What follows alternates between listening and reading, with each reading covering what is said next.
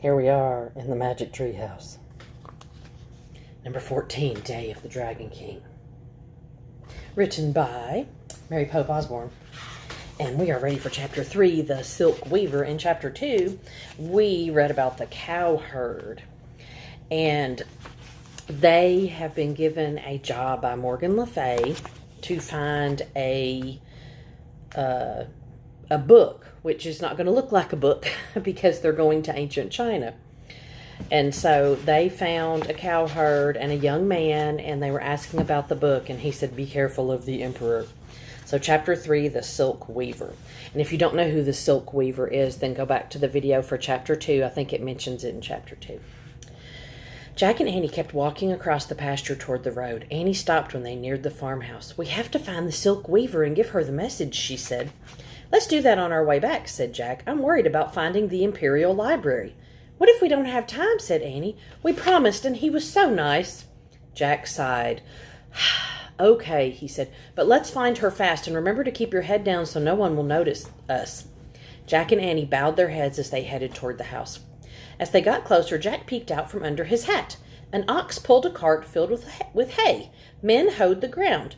Women pushed wheelbarrows piled high with grain. "There," said Annie. She pointed to an open porch where a young woman was weaving cloth on a loom. "That must be her."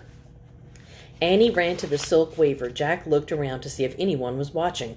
Luckily, all the farm workers seemed too busy to notice anything. Still looking around carefully, Jack walked toward the porch. Annie was already talking to the Silk Weaver. "What did he say?" the young woman asked. Her voice was soft but strong. Her dark eyes glowed with happiness. "He said you should meet him in the field at twilight," said Annie. "He's so handsome." "Yes, he is." The Silk Weaver gave Annie a shy smile. Then she reached down to a basket near her loom and picked up a ball of yellow thread. "It was very brave of you to bring me this message," she said. "Please accept this silk thread as my thank you." She handed Annie the ball of silk. "It's beautiful," said Annie. "Feel." She handed it to Jack. The thread was smooth and soft.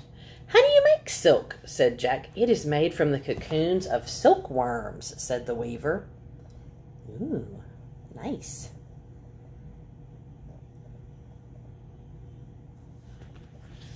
"Really? Worms? That's neat," said Jack. "Let me write that down." He reached into his sack. "Please don't," said the Silk Weaver. "The making of silk is China's most valuable secret. Anyone who steals the secret will be arrested. The Dragon King will have him put to death." "Oops," said Jack. He dropped the ball of silk into his sack. "I think you must leave quickly," whispered the Silk Weaver. "You have been seen." Jack looked over his shoulder. A man was pointing at them. "Let's go," he said. "Bye," said Annie. "Good luck on your date." "Thank you," the Silk Weaver said. "Come on," said Jack. They hurried away from the Silk Weaver. "Stop!" someone shouted. "Run!" said Annie. You knew that'd be the end of the chapter because they always stop it on that cliffhanger. Ah!